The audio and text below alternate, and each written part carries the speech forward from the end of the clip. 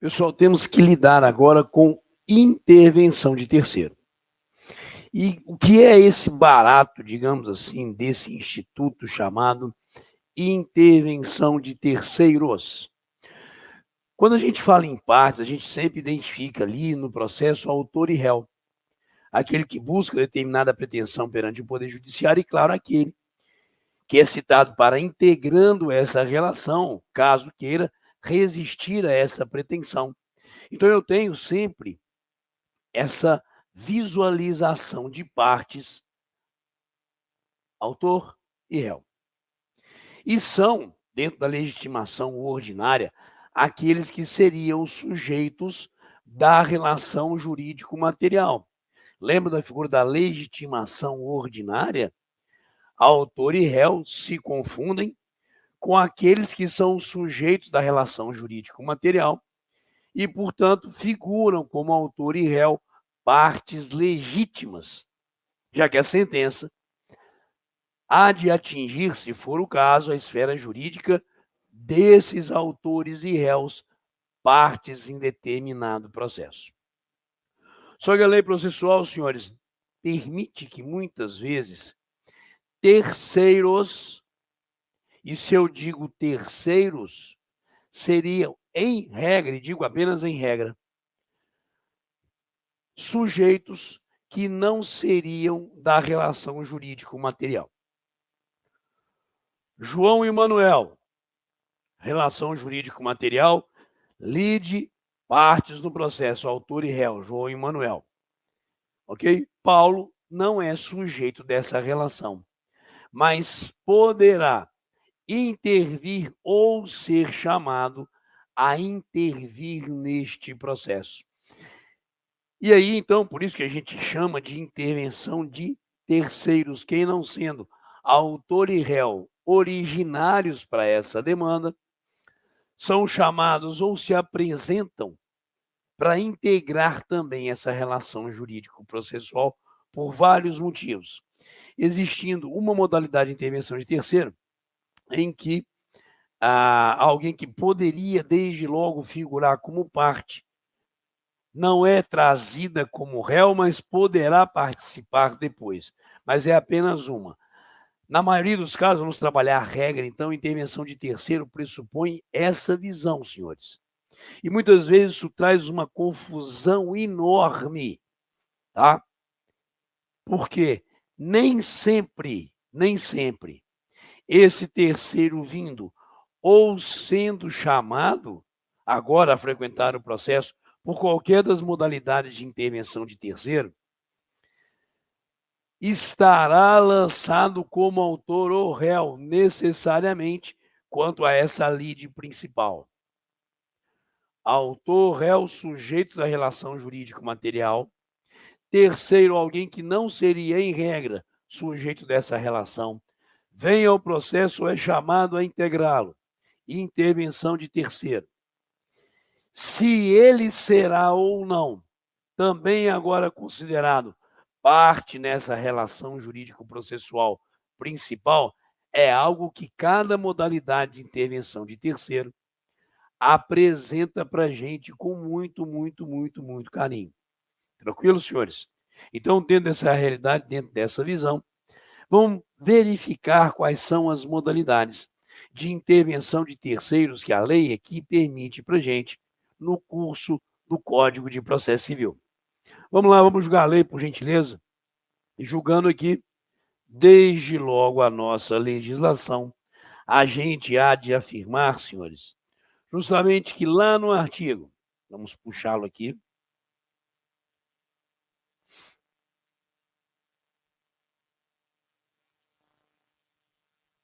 vamos puxá-lo aqui, só um momentinho.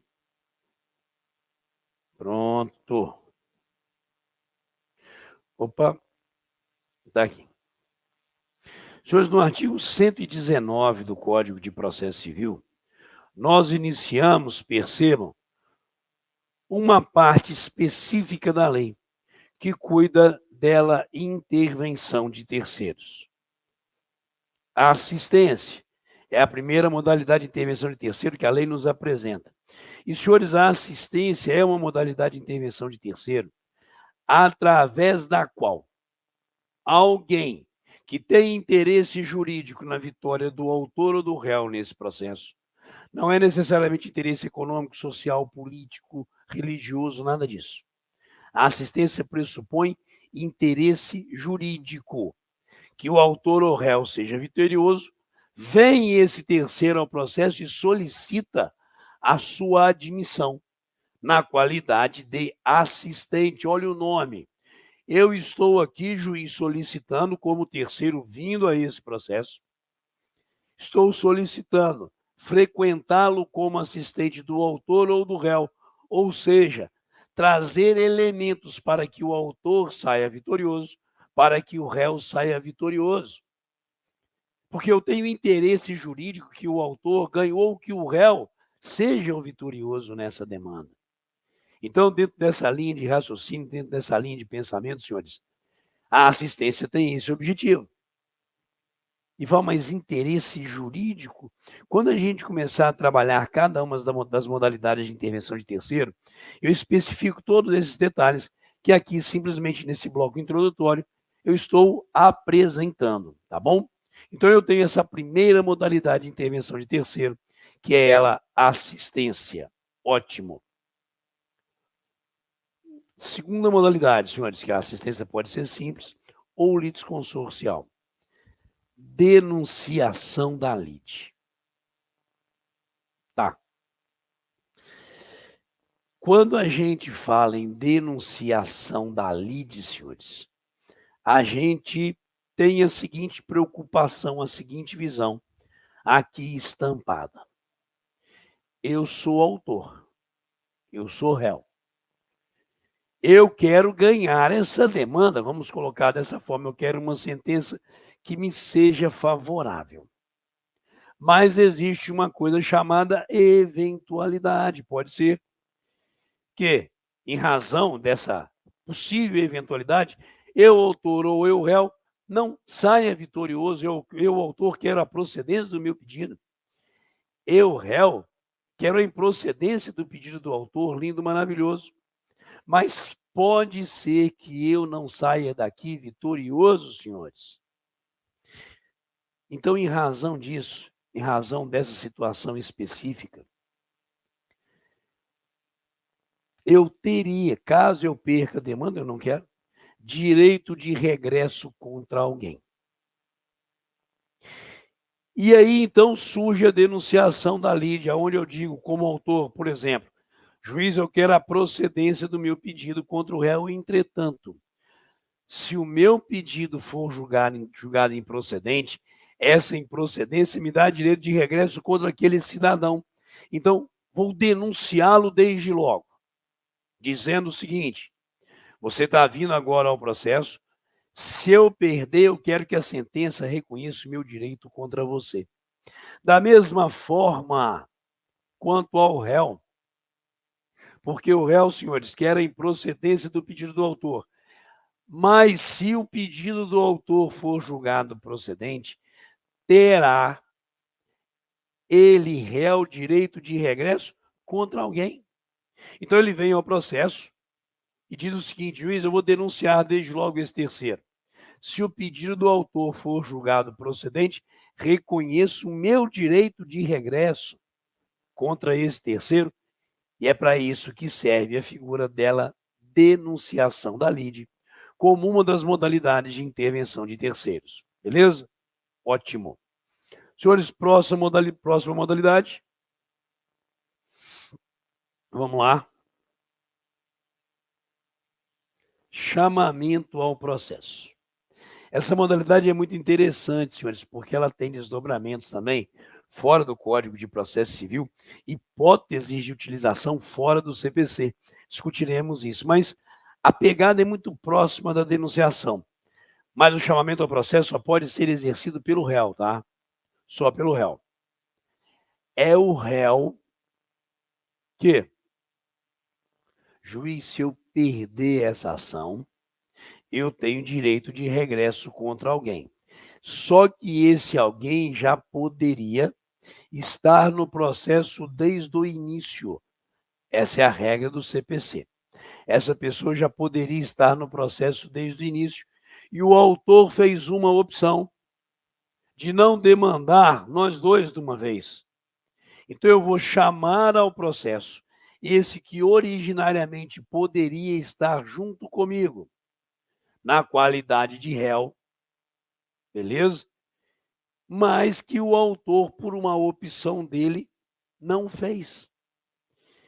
Porque se eu suportar o ônus financeiro desse processo, diante da procedência do pedido do autor, eu tenho direito de regresso contra esse aqui, ó, total ou metade da grana, por exemplo. Então, o chamamento ao processo parte dessa característica de ser possível a formação de um litisconsórcio.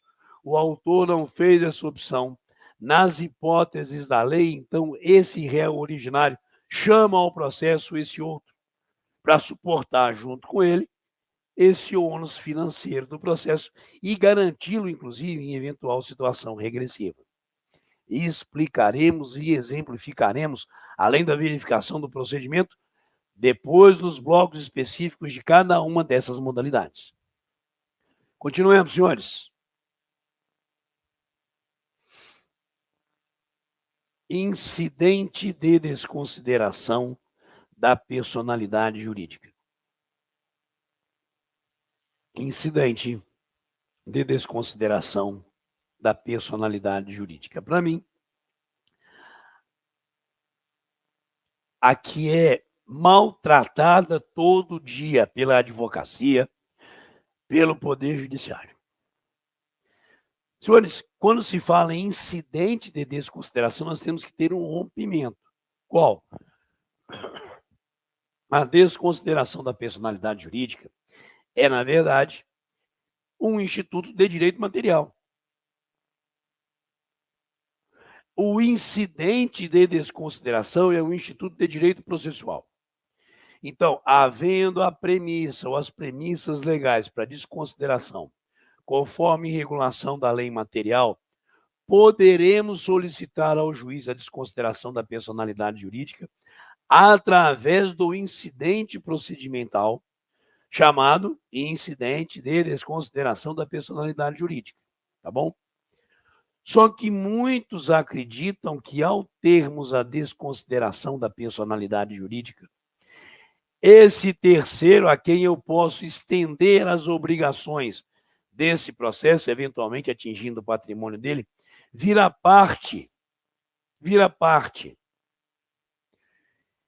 E aí ele poderia trazer as defesas, as exceções que ele teria, mesmo não sendo exceções dele, mas da pessoa jurídica que figuraria, por exemplo, como parte no processo. Não, senhores, não. Tá?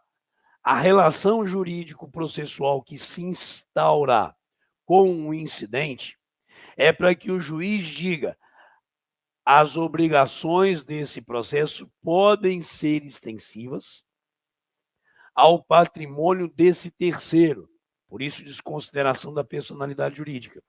Era para atingir, por exemplo, só patrimônio do TPJ, mas pelos requisitos da lei material, agora conhecidos, podemos atingir patrimônio do sócio. Mas o sócio não está virando réu do processo. Ele é parte no incidente e isso traz uma confusão. Dia a dia, no campo da advocacia e também de julgados, que a gente muitas vezes observa. Discutiremos muito esse incidente de desconsideração da personalidade jurídica. E dando continuidade, nós temos eu evito o latinismo, o amigo da corte, tá? Modalidade de intervenção de terceiro que surge a requerimento ou o próprio terceiro vem ao processo. Para que ele possa, sendo um amigo da corte, amigo é aquele que aconselha, concordamos, que traz para a gente uma visão que talvez a gente não consiga dela perceber. Quantas vezes um amigo seu virou e falou: velho, você está conseguindo enxergar isso aqui na sua vida? Não, eu não tinha olhado sobre essa ótica. Pronto, é mais ou menos a ideia. O amigo da corte traz, na verdade, ao magistrado. Em razão da dimensão, muitas vezes, social da demanda, muitas vezes específica dessa demanda, uma visão do que essa decisão ocasionará dentro de uma concepção macro da sociedade. Então, eu vou trazer como um representante ou como um ser representativo essa visão, para que o juiz entenda muitas vezes as repercussões, até mesmo sociais, que a sua decisão pode ter. Por isso o nome amigo da corte. E tem aqui uma característica muito, muito, muito interessante, inclusive sendo possível em juízos de primeiro grau. Discutiremos com carinho, portanto, nós temos, na parte específica do Código de Processo Civil, assistência, denunciação ali de chamamento ao processo, incidente de desconsideração da personalidade jurídica e o amigo da corte. Mas existe uma outra modalidade de intervenção de terceiro que a gente há de discutir, na verdade, quando a gente fala de recurso. Mas vou pontuá-la desde logo, senhores. Me permitam aqui.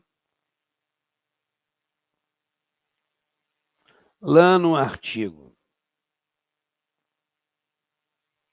996, a lei vai dizer para mim, percebam, que o recurso pode ser interposto pela parte vencida, pelo Ministério Público, por terceiro prejudicado, competindo a esse terceiro, ao apresentar o recurso, demonstrar a possibilidade da decisão sobre a relação jurídica material submetida à apreciação do Poder Judiciário atingir direito do qual ele é titular, ou que, eventualmente, ele poderia discutir em juízo como substituto processual.